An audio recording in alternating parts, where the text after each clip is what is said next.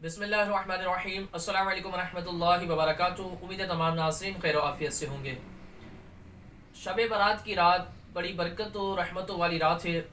इसमें अल्लाह तबारक व ताला बनी कल्ब की बकरियों के बराबर जहन्नम से आज़ादी के परवाने अता फरमाता है, मग़फ़िरत तक़सीम की जाती है और लोगों को बख्श दिया जाता है।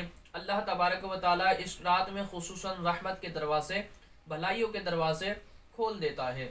तो इसी रात के अंदर हदीस मुबारक के अंदर रिवायत किया गया कि इस रात में जो मरने वाले होते हैं, जो फोत शुदगान होते हैं, जो आपके अजीज़ व अक़रीबा इंतकाल कर जाते हैं, तो वो इस रात में इसके अलावा फरमाया जिसके अंदर के जुमा, शब जुमा को, ईद के दिन और आशूरा के दिन और एक शब बारात की रात को, तो ये अपने घरों पर आते हैं, अपने घरों पर आते हैं और अपने घरों के दरवाज़ों पर खड़े होकर बड़े गमगीन अंदाज के अंदर निदा करते हैं कि ए हमारे घर वालों, तुम हमारे लिए सदका करो, सदक़े के ज़रिए हमारी मदद करो। तो इस तरीके से जो मरहुमीन होते हैं, जो हमारे इंतकाल कर गए अजीज़ व अक़रीबा, हमारे घर वालों में से, रिश्तेदारों में से, तो वो हमारे घरों पर आकर इस तरीके से पुकारते हैं। लेकिन हम क्या करते हैं, इस रात में अपने मरहुमीन को याद नहीं करते। इस रात में भी हम अपने मरहुमीन के लिए ईसाल सवाब नहीं करते। देखिए, ईसाल सवाब आप करें, पूरे साल करें, इसमें कोई वक्त का तयन ज़रूरी नहीं है, लेकिन खुसूसन आप इस शब बारात की रात भी ईसाल सवाब करें, उनके लिए फातिहा खानी किया करें। जितना जिससे हो सके, जिस पर आप नियाज फातिहा कर सकते हैं करें। इसमें आपके लिए कोई मुतय्यन नहीं है कि इतने इतने की करें, इस चीज़ की करें, ठीक है। जिस पर आप कर सकते हैं कर लिया जाए। और इस रात में कब्रिस्तान भी जाया जाए कि कब्रिस्तान जाना इस रात में सुन्नत मुबारक है। हज़रत मुफ्ती अहमद यार खान नईमी रहमतुल्लाहि ताला अलैह ने इस रात को कब्रिस्तान जाना सुन्नत लिखा है।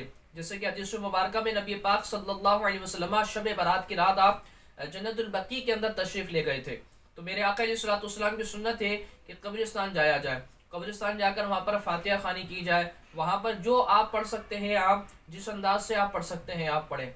जाने का तरीका ये देखें, जब कब्रिस्तान में जब आप दाखिल हो तो आप जाकर आप पहले सलाम करें, अस्सलामु अलैकुम या अहलल क़ुबूर यग़फ़िरुल्लाहु लना व लकुम व अंतुम सलफ़ूना व नहनु बिल अत्र। इस तरीके से आपने सलाम कर लेना है।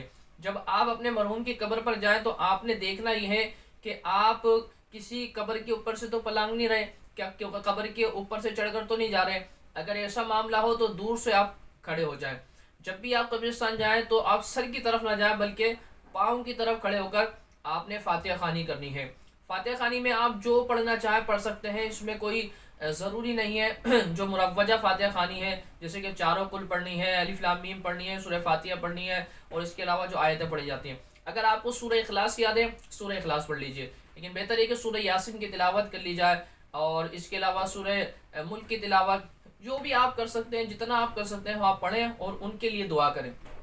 इस तरीके से हमें कब्रिस्तान जाना चाहिए। और वहाँ पर जाकर बाज़ लोग अगरबत्ती जलाकर कब्र पर लगा देते हैं, तो कब्र पर अगरबत्ती नहीं लगानी चाहिए, ये उलमा मना फरमाते हैं। और बाज़ लोग बिला वजह कब्र पर जाकर पानी डालते हैं, तो बिला वजह कब्र पर पानी डालना ये इसराफ है। हाँ, अगर उस पर दरख्त लगे, पेड़ लगे हुए हैं, वहाँ पर पौधे लगे हुए हैं, उनको पानी देने के लिए अगर आप डाल रहे हैं तो मुज़ायका नहीं है। लेकिन बाज़ लोग बिला वजह डालते हैं, वो पानी नहीं डालना चाहिए। फूल डाल सकते हैं कि जब तक तर रहेंगे वो तस्बीह करते रहेंगे।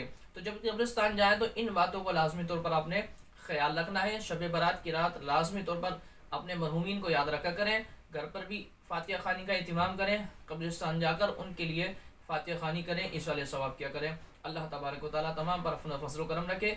जिनके इंतकाल कर चुके हैं, अल्लाह रब्बुल आलमीन उनकी बख्शिश और मग़फ़िरत फरमाए। अस्सलामु अलैकुम व रहमतुल्लाहि व बरकातुहू।